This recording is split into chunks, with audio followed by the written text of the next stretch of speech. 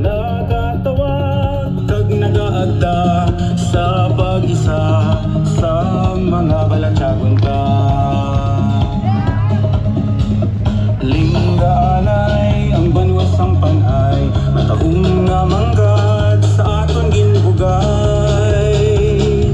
Maghubong kita kag maghiliusa, agud ang kalipay, mabatyagan sa tagsa-tagsa.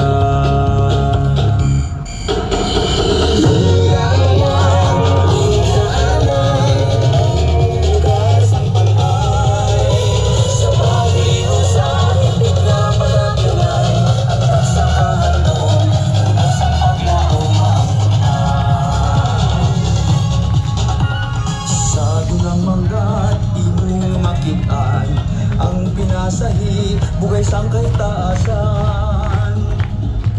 Dako nga simbahan sang simpukan sila, ilang gintuon, agod ang tanan.